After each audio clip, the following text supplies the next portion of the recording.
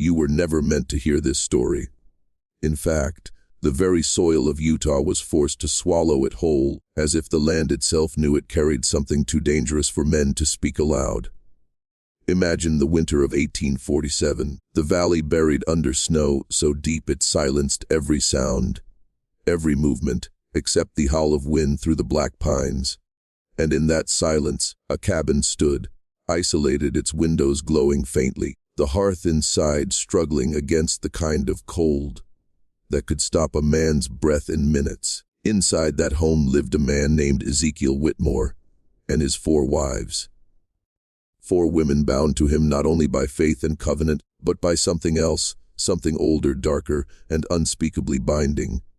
When they vanished, the snow kept their secrets. No footprints, no trails, no signs of departure. It was as though the women had been erased, not just from the earth, but from history itself. Ezekiel told the settlement they had traveled east to join family, a lie so brittle it shattered on the tongue. The church didn't challenge him, not openly. They couldn't afford to. Their faith was already considered a heresy, their people branded outcasts, hunted by mobs and soldiers. One scandal, one whisper of murder, could bring the crushing weight of the government down upon them. And so, the silence was agreed upon, a pact of secrecy sealed in scripture and fear. But silence is not the same as disappearance. Because beneath the floorboards of that cabin, in the disturbed earth just outside, and in the charred fragments of texts Ezekiel had burned, something else lingered, proof that the women had not simply walked away. Proof that they had been offered, that they had been consecrated, that their lives were swallowed not by wilderness, but by a ritual far more binding than marriage. Tonight, I will take you there, not into the cold of that Utah winter, but into the heart of the system that birthed it, into the truth about how men are broken, how faith is weaponized, and how entire institutions feed on the sacrifice of the innocent to preserve their power. This isn't just the story of Ezekiel Whitmore. It's the story of every hidden chamber, every buried record, every suppressed truth that was never meant for your eyes. And once you hear it, you will never unknow it. The official records will tell you nothing. They were scrubbed, sealed, hidden away in private church archives under the command of men who understood the power of silence. But diaries whisper truths they could not erase. Bishop William Curtis, a leader tasked with shepherding the faithful, wrote 2 sets of notes, one for the eyes of the church, polished and proper, and one for himself, hidden away in his personal journal. That second diary, when read in fragments decades later, described something that would have shattered the young Mormon settlement from within. He wrote of 4 women who behaved with a strange, uncanny unity, as though their voices and gestures had been rehearsed. He wrote of small deliberate wounds on their wrists, all identical in size and depth. And he confessed that, for the first time in his ministry, he feared not for their faith but for their souls. The wives of Ezekiel Whitmore were not ordinary pioneers. They were bound to him through a practice the world would one day condemn. Plural marriage, a principle kept secret even from many within the church. On the surface, it was justified as divine order, a path to celestial glory, but beneath that surface, it created households of power where men became sovereigns, and women, no matter how educated or strong, were absorbed into a single will. Ezekiel, a carpenter by trade, was no prophet, no leader of armies.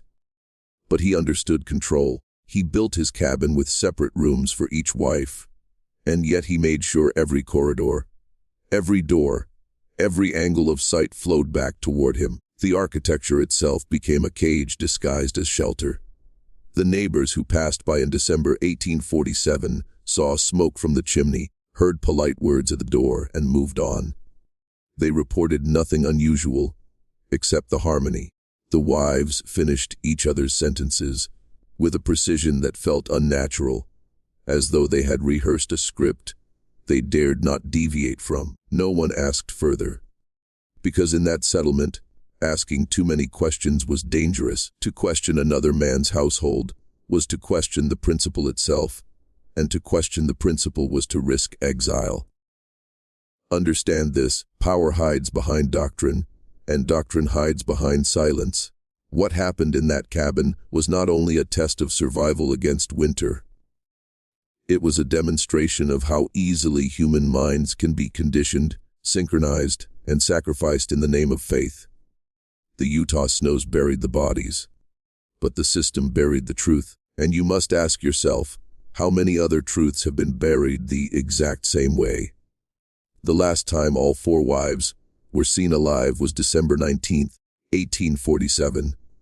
Hunters from the settlement passed by the cabin and found Sarah and Rebecca at the doorway, polite, composed, accepting a gift of venison. They smiled, they spoke softly, and then they closed the door. It seemed ordinary, forgettable. But in retrospect, it was the moment when the story froze, like a photograph before it fades. After that night, no neighbor ever saw the women again. Weeks later, Ezekiel appeared in the main settlement. Witnesses described him as hollow-eyed, disheveled, with a stare that did not quite meet theirs. He spoke of revelations.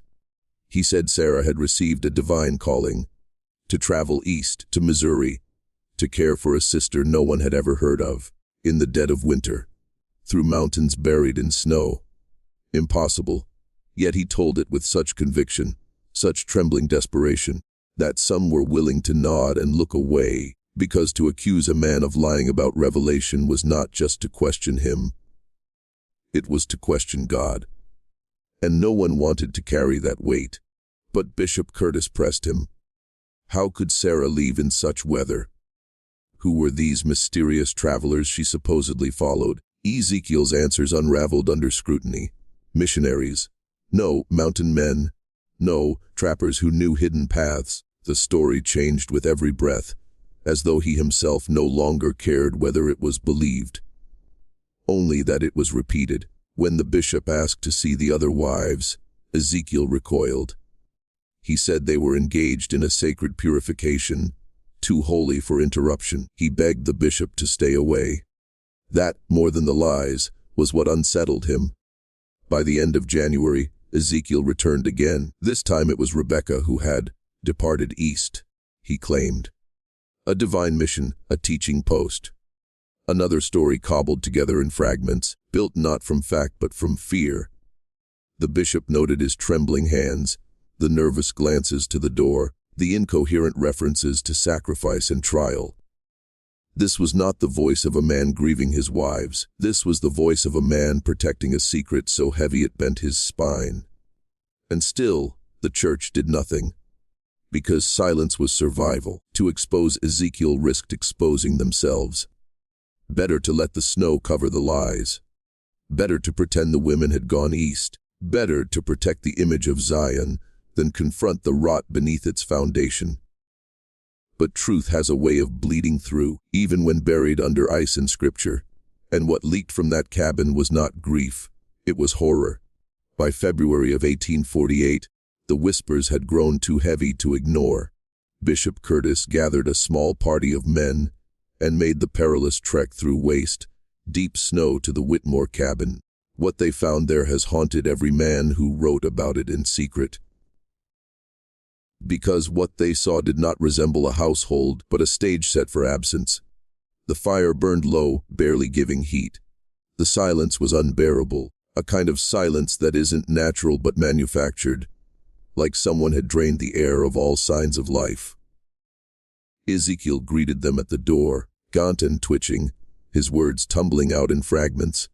He said Mary and Ruth, the 2 youngest wives, had recovered from an illness and gone east to join Sarah and Rebecca.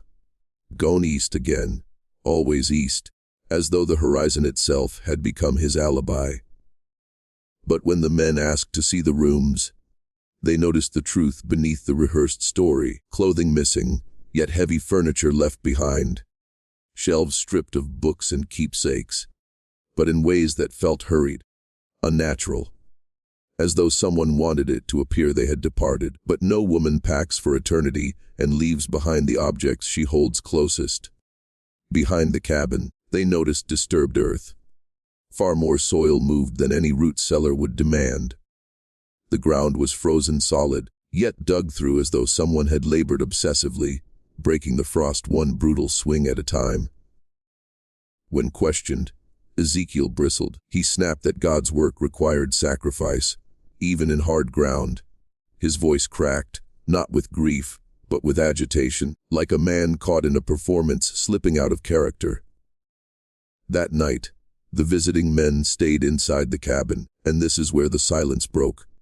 One of them, Thomas Garrett, swore he awoke to faint weeping beneath the floorboards. Not wind, not timber, the sound of human voices, muffled, pleading. In the morning, no one wanted to speak of it aloud, but each man carried that sound home in his chest, and some confessed years later that they still heard it in dreams. When they left, the bishop wrote in his private diary, "I fear Brother Whitmore hides acts too grim to confess." Yet the church cannot afford exposure. The principle itself hangs by a thread, and scandal would break it. Better silence, though it rot the soul. And so, silence became the verdict, a silence that allowed Ezekiel to walk free. A silence that ensured the women's voices, whether dead or buried alive, would never be heard again. When the snows finally melted in April of 1848, there was no more hiding behind winter. Bishop Curtis returned, this time with a firmer resolve and fewer illusions. The Whitmore cabin stood cold and abandoned, its hearth extinguished, dust settling on every surface. The silence that winter had imposed now felt permanent, as though life itself had fled.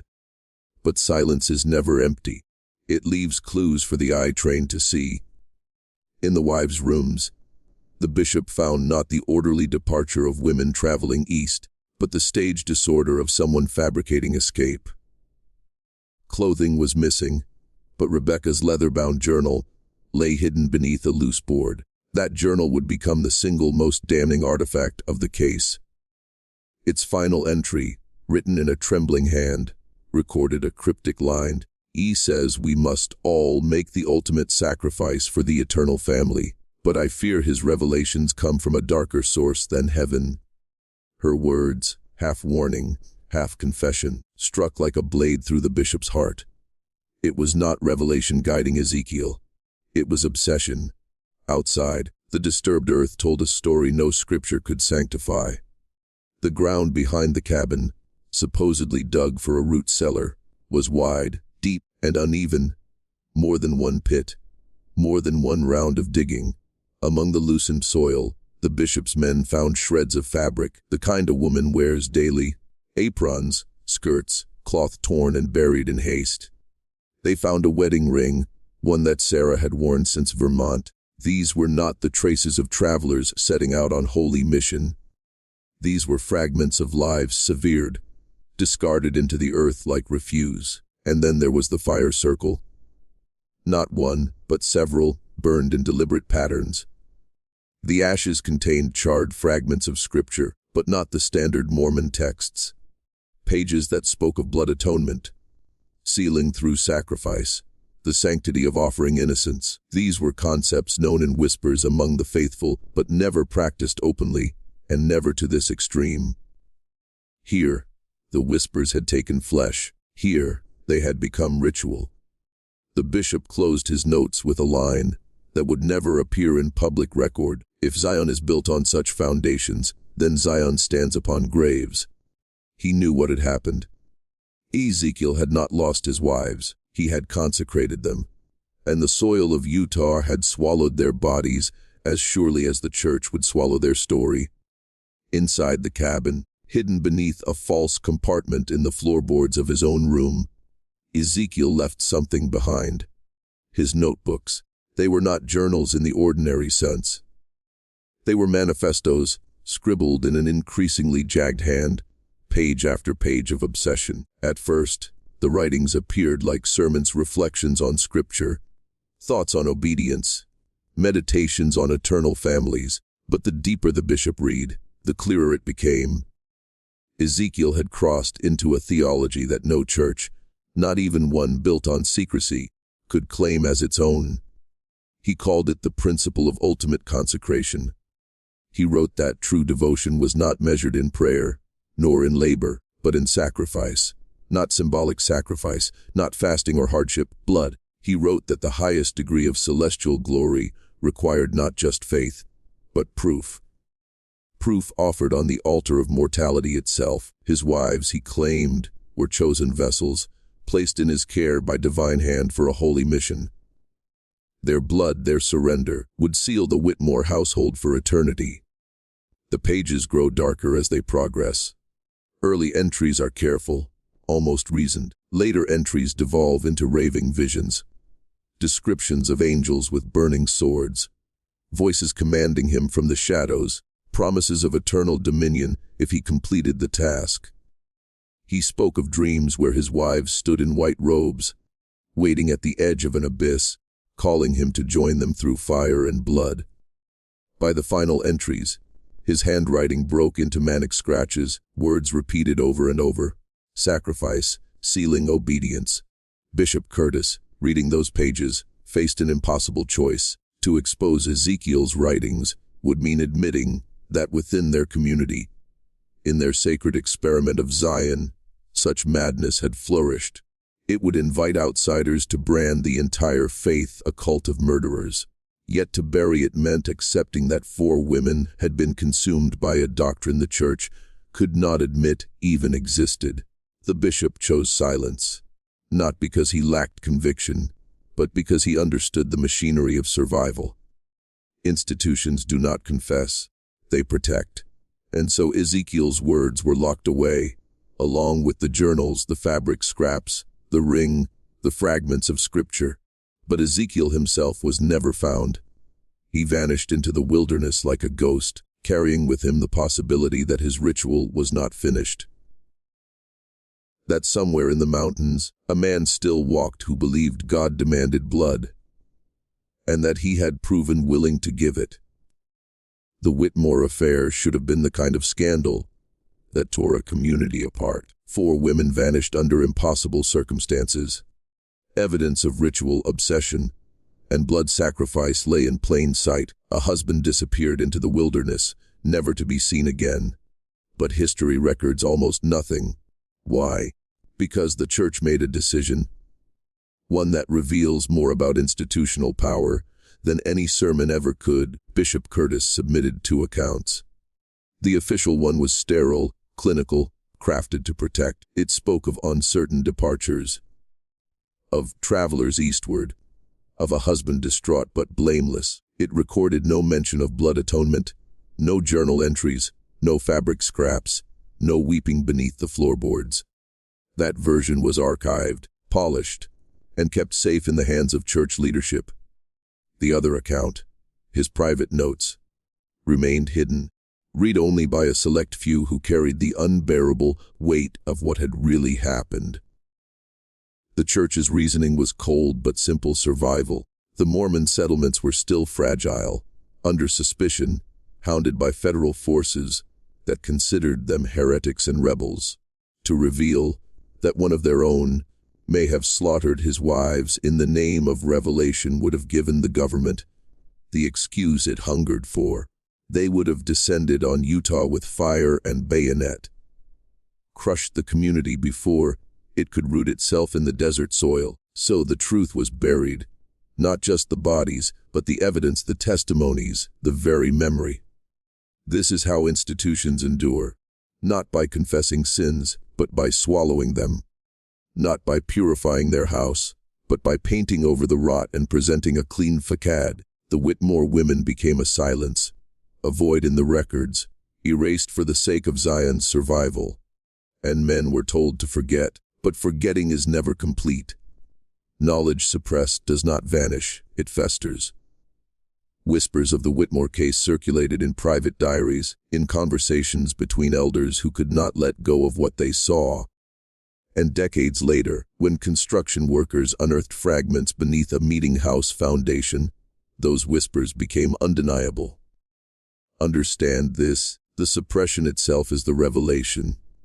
Every empire, every institution, every church and government you have ever trusted functions the same way. They hide their Whitmores. They bury their scandals beneath archives and stone, and they bet on your obedience to never dig them up. It was the spring of 1920, 3 years after Ezekiel Whitmore vanished, when silence finally cracked.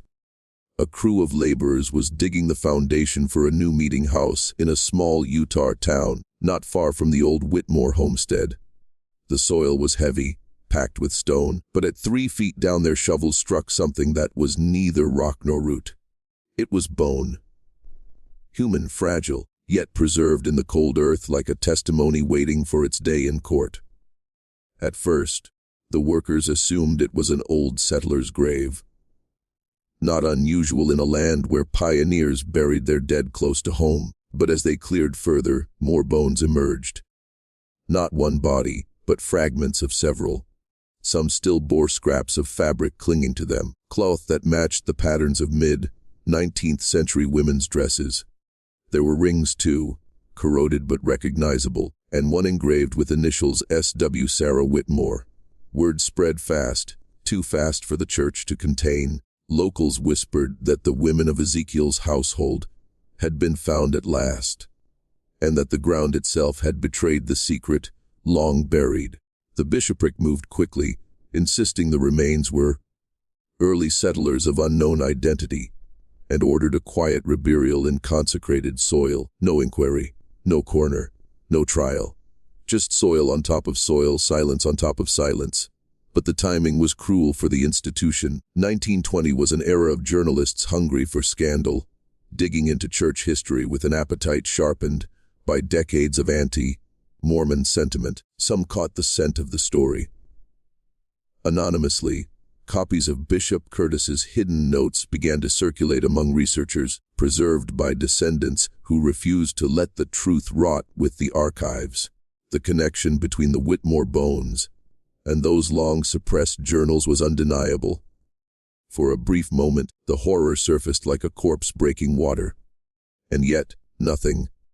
No official recognition, no headline trial, no historical reckoning. The church leveraged its influence, its wealth, and its perfected machinery of silence. Stories were bought buried, discredited. Local newspapers ran a few scattered pieces, then turned their attention elsewhere. By the end of the year, the Whitmore case had been pressed back into shadow. But history does not forget. It waits. And every so often, fragments rise again, forcing the living to ask whose voices are still buried beneath the foundations of the institutions we worship. By the mid-20th century, the Whitmore story had slipped into a peculiar half-life. Not forgotten, not remembered, but lingering in the margins of Utah folklore. Farmers spoke of the cursed cabin, children dared each other to trespass on the overgrown site, and old diaries whispered of the wives beneath the soil. Yet in official records, the incident barely existed, reduced to vague notes about departures eastward. It was as though the institution had scrubbed the slate clean, but the chalk lines kept bleeding through. It wasn't until the 1970s, when a wave of true crime writers began probing unsolved pioneer mysteries, that the Whitmore case resurfaced with new urgency. Researchers gained access to fragments of Curtis's hidden journal, smuggled down through descendants who had refused to destroy it. They found the trembling words of Rebecca Whitmore, preserved in her final diary entry, and Ezekiel's own ravings about ultimate consecration. These documents did not merely hint at foul play, they screamed it. For the first time, the broader public glimpsed the story that the soil, the bones, and the silence had been holding all along. But something strange happened. Rather than sparking outrage or calls for justice, the story became entertainment. It slipped into ghost tours, late-night radio, pulp magazines. The horror of 4 women sacrificed by their husband turned into a parlor tale, a campfire story. The institution, once again, benefited from the distortion. If the Whitmore wives became legends, then their suffering never had to become history, and the line between truth and myth blurred, until few could tell which was which. Psychologists who later studied the case pointed out a disturbing truth. People prefer legend to reality. A legend can be laughed at, shared, made into spectacle. Reality demands reckoning. Reality asks who covered it up, who allowed it, who still profits from that silence, and reckoning threatens the foundations of faith, family, even identity. Easier, then, to turn Sarah, Rebecca, Mary, and Ruth into phantoms haunting a cabin than into women whose blood sealed a doctrine that no one dares to claim. And yet, every so often, the veil slips. An unearthed diary, a misplaced artifact, a researcher who refuses to let go. They remind us that behind the legend was a crime without trial, without justice, and without closure. And the question left hanging is the one that should chill you most. How many other Whitmores are still buried, not beneath soil, but beneath silence? The Whitmore case is not just a frontier tragedy. It is a mirror. What happened in 1847 is less about one man's madness and more about the machinery that allowed it to vanish.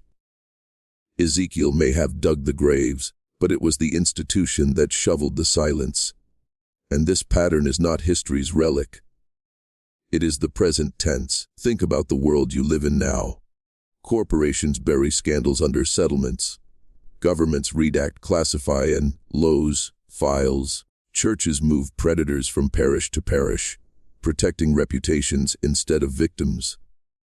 Universities suppress reports that would cost them donors. Each act is a Whitmore, a truth buried so the facade can survive, and the public plays its role. Because silence isn't only enforced, it's chosen. People tell themselves, it's too complicated, it's not my fight, it's probably exaggerated, the same way settlers told themselves Sarah went east. Doubt is easier than confrontation. Forgetting is safer than digging, but every institution counts on this. They rely on your willingness to let the soil stay undisturbed.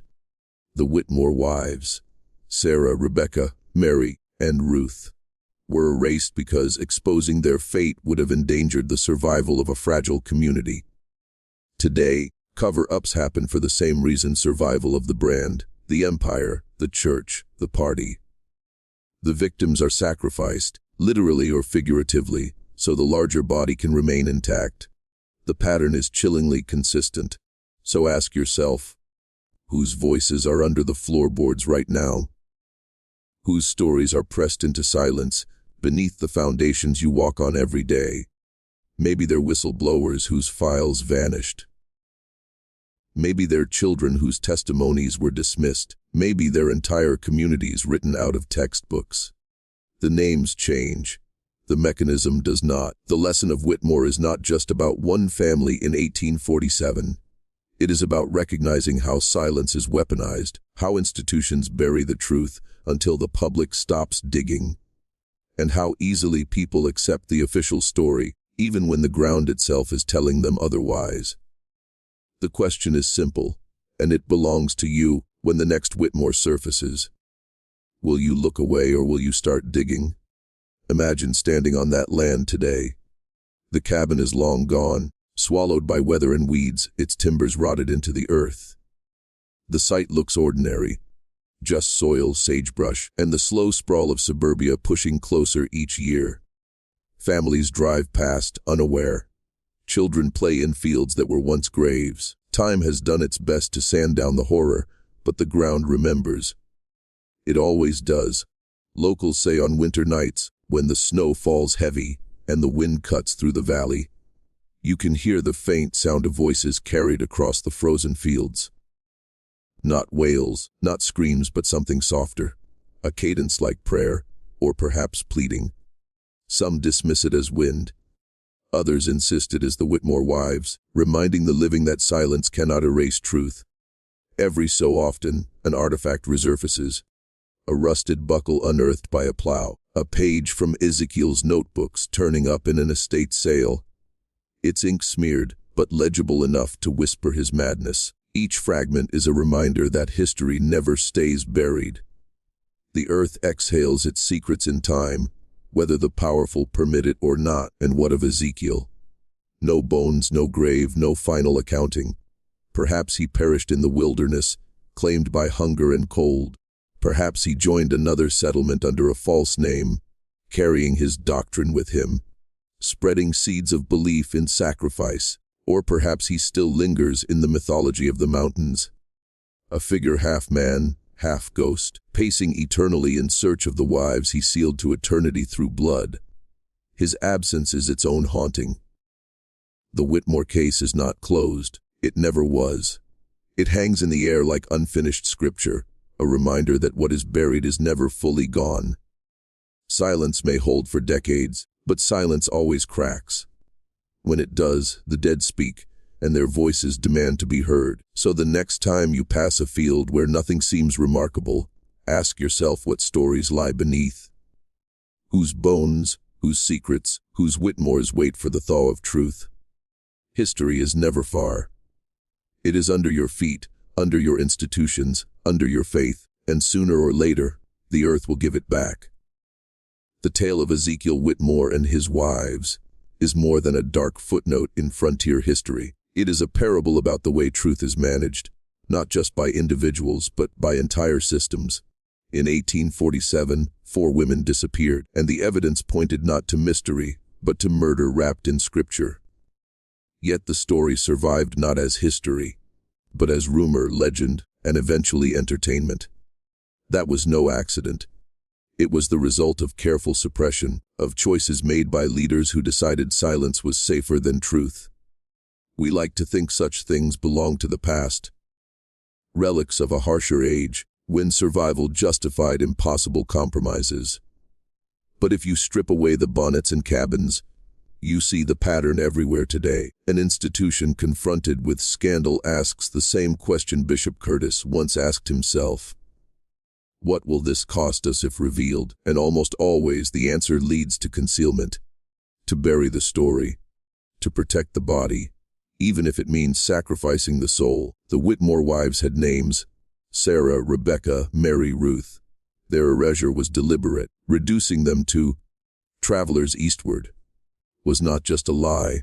It was a strategy, a way to overwrite their reality with an acceptable fiction. This tactic has not gone away. Victims of abuse are dismissed as unreliable. Whistleblowers are branded as disgruntled. Communities erased by policy are rewritten as moved voluntarily.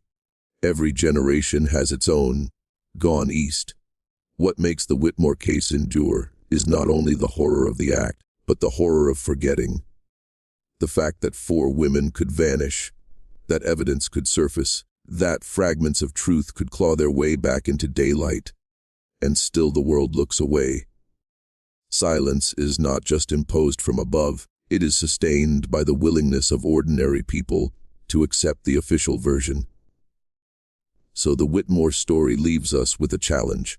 When we hear whispers beneath the floorboards of our own time, in leaked reports, suppressed studies, survivor testimonies, will we pause and listen?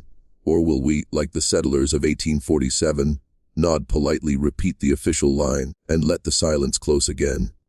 The Whitmores are not just history. They are warning, and warnings unheeded have a way of repeating themselves. If you've come this far, you already feel it. The tug in your chest, the sense that this story was never just about a carpenter and his wives. That's the surface, the mask. The deeper truth is that Ezekiel Whitmore was a mirror. He showed what happens when a man becomes a vessel for forces he doesn't understand. He believed the voice whispering in his mind was divine, that sacrifice would buy him eternal reward. But what if it wasn't heaven speaking? What if the voices that guide men into slaughter, manipulation, and madness are the same voices that guide empires, councils, and corporations today? This is the uncomfortable realization. Power always wears the robes of revelation. Institutions do not command loyalty with reason. They command it with myth, with fear, with promises of salvation or safety. The Whitmore wives disappeared, not only because of one man's obsession, but because an entire system decided it was safer to let them vanish than to confront the truth. That is the real ritual: silence, concealment, control. Look around. Has anything changed? Whistleblowers disappear into prison cells or suicides. Documents surface, only to be buried again beneath national security. Families are torn apart by experiments, agendas, wars justified by invisible evidence. Always you are told the same story Ezekiel told his bishop: they have gone east. Do not question. Do not visit. Trust us. But the bishop heard weeping under the floorboards. And you? Can you hear it now? The murmurs beneath today's polished speeches, the cracks in the polished walls of government buildings, the restless energy of truth that refuses to stay buried. Once you hear it, you cannot unhear it. That is why stories like this are dangerous. Not because of what happened in 1847, but because of what it awakens in you. Awareness, suspicion, vision, a refusal to accept the official script. Ezekiel's madness was contained in one cabin. The madness of institutions is contained in entire nations. And unless men like you recognize the pattern, it will repeat. Again and again and again. So ask yourself now, are you willing to be the kind of man who pretends the floorboards are silent? Or will you listen, follow the sound, and uncover the forbidden truth waiting beneath? You've walked with me through the cabin, through the blood-stained soil, through the journals that trembled with madness.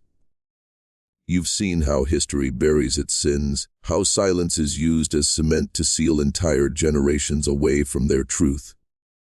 But now we arrive at the moment where you must decide who you are, not as a spectator of some old frontier horror, but as a man standing at the edge of revelation, because this story is not entertainment. It is initiation. Ezekiel Whitmore sealed his wives to him with a ritual of silence, sacrifice, and control. The church sealed the evidence with secrecy, locking the records in vaults where daylight could not reach. And you, if you remain passive, become sealed in ignorance, repeating the lie: they went east. Nothing to see here. That is how systems survive. That is how men are broken. By their silence, by their refusal to confront the hidden. But transformation begins when you refuse the seal, when you break it, when you declare yourself unbound by the official script. That act of defiance, small as it seems, is the start of something larger. Men who recognize the pattern of control become immune to it. Men who see the lie cannot be enslaved by it. That is why this knowledge is dangerous, because it creates a different kind of man, one who is awake, one who is ungovernable. So here is what I demand of you. To prove that you are not simply consuming this story like a ghost tale by the fire, to prove that you have crossed the threshold, go to the comments and write this phrase twice. The seal is broken. Do not explain it. Do not justify it. Simply write it twice. Those who know will understand. Those who don't will ignore it. That is how you mark yourself, publicly, symbolically, unmistakably, as one who refuses the silence, one who has chosen the harder path: awareness, danger, transformation. Because remember, Ezekiel vanished into the wilderness, but the pattern he embodied did not vanish with him. It lives in governments, in corporations, in pulpits, in the media that cradles you to sleep each night. But now you know. Now you have heard the weeping under the floorboards. And once you hear it, you can never return to silence. The seal is broken. The question is, will you step through? Breaking the seal is not the end. It is the beginning. And beginnings always demand a price. Ezekiel Whitmore believed sacrifice was the toll required to enter glory. His mistake was not that sacrifice exists. It was that he offered the lives of others, rather than himself, to pay it. Institutions repeat his error. They demand your obedience, your energy, your silence. They strip you piece by piece, your will, your freedom, your truth, until nothing remains but a hollow man repeating the words they gave him. But a man who awakens pays a different price. He does not bleed for the system. He bleeds for himself. Awareness is not comfortable. It burns away the illusions that once let you sleep soundly. It isolates you, because most men prefer the warmth of the lie over the coldness of truth. Once you hear the weeping under the floorboards, you cannot return to ignorance. That is your burden. That is your fire. Do not mistake me, this path is not romantic. It will cost you relationships, because those who remain sealed will fear you. It will cost you certainty, because the world is more unstable than you were told. It may even cost you safety, because powers that depend on secrecy do not tolerate men who see too much. But what you gain eclipses the loss. You gain clarity. You gain strength. You gain the armor that comes from no longer being deceived. Remember, the church buried Whitmore's story, not because of one man's crime, but because it revealed the machinery of control. If men saw how quickly belief could be weaponized, how easily rituals could become cages, how silence could become a tool sharper than any blade, they might question everything. And that was too dangerous. So here you stand, inheritor of their silence. You have been given what generations were denied, a glimpse of the hidden pattern. The price is heavy, but tell me, which is worse? To live chained in ignorance, safe but broken, or to bear the weight of knowledge, dangerous but free? Every man must answer.